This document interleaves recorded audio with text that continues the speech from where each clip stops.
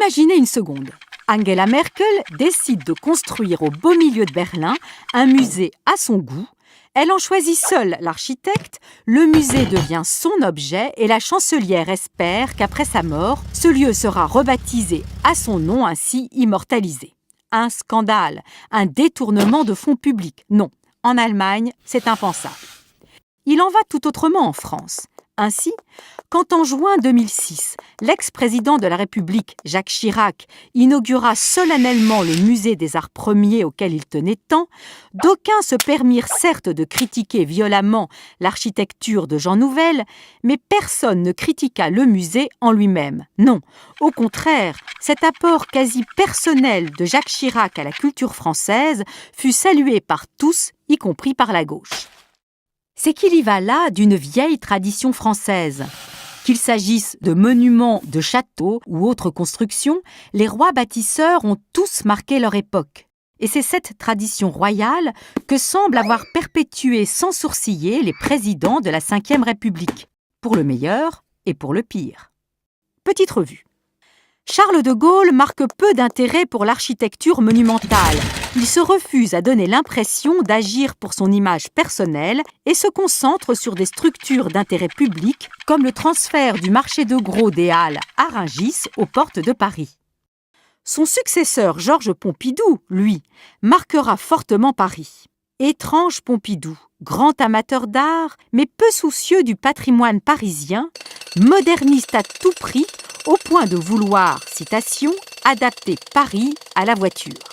Si Beaubourg, cet établissement culturel nommé officiellement Centre Georges Pompidou après sa mort, est une réussite incontestable, on ne peut pas dire la même chose de la démolition des anciennes halles de Baltard en plein centre de Paris. Un vrai drame, ni de l'annexion des berges de la Seine pour y construire une voie rapide, ni de la construction du front de Seine, un lieu désolé sans unité architecturale. Pompidou est aussi le constructeur de la seule tour de bureau au centre de Paris, la tour Montparnasse. Quand Valéry Giscard d'Estaing arrive au pouvoir en 1974, il fait radier les autres grands travaux prévus par son prédécesseur. Les Parisiens auront ainsi évité de justesse une voie rapide sur l'autre berge de la Seine, un boulevard autoroutier en lieu et place du canal Saint-Martin et de ses écluses, une tour de 440 mètres, place d'Italie. Valéry Giscard d'Estaing sera l'homme de la Cité des sciences et de l'industrie, et il sera à l'initiative de plusieurs projets qui ne seront concrétisés qu'après son septennat, comme celui d'un institut du monde arabe. Mais le septennat de Giscard d'Estaing restera marqué par la haine farouche qui oppose le président à Jacques Chirac, à l'époque maire de Paris. Ils se battront notamment comme chien et chat sur l'aménagement du site des Halles et on retiendra la formule de Chirac « L'architecte en chef des Halles, ce sera moi, carrément et sans complexe ». Il eût mieux valu qu'il ait eu quelques complexes. Viendra alors le bâtisseur entre tous, François Mitterrand. Il lance une politique de grands travaux comme on n'en a jamais vu depuis Napoléon III, ce que d'aucuns ne manqueront pas de railler. On le dira Louis XIVien, pharaonique, mégalomaniaque. On lui doit l'Arche de la Défense, qui clôt avec panache ce que les Français ont coutume d'appeler avec la modestie qu'on leur connaît la plus belle perspective du monde. Mais c'est un raté. Ce qui devait devenir l'Arche de la Fraternité a été privatisé et mène, avec ses nombreux bureaux sans lumière du jour et donc inutilisés, une existence pour le moins obscure. Mitterrand sera plus heureux avec l'aménagement du Grand Louvre et surtout avec l'audacieuse pyramide de verre proposée par l'architecte d'origine chinoise Pei. Pas de concours, contrairement à la législation, et une décision prise par Mitterrand seul.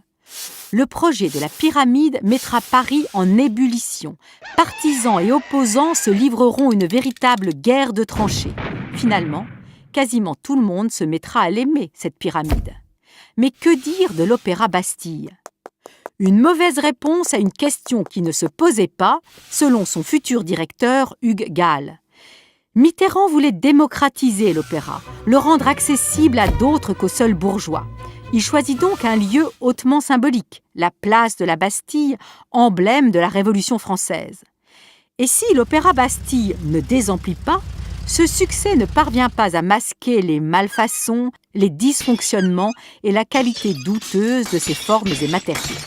Autre projet mitterrandien sujet à polémique, la TGB, la très grande bibliothèque. 4 grandes tours de verre comme 4 livres ouverts. Le problème, c'est que les livres craignent la lumière. Il faudra ajouter des panneaux de bois à l'intérieur sur toute la hauteur des façades transparentes. La circulation des livres y est difficile, le coût de fonctionnement prohibitif, le terrain des bords de Seine inondable. Bref, pour beaucoup de Parisiens, la TGB, c'est la très grande bêtise. Voilà, nous avons déjà évoqué le prestigieux musée des Arts Premiers du successeur de Mitterrand, Jacques Chirac. Quant au nouveau président de la République, Nicolas Sarkozy, il ne s'est pas encore trop exprimé sur ce sujet. Gageons qu'il a bien sa petite idée en tête.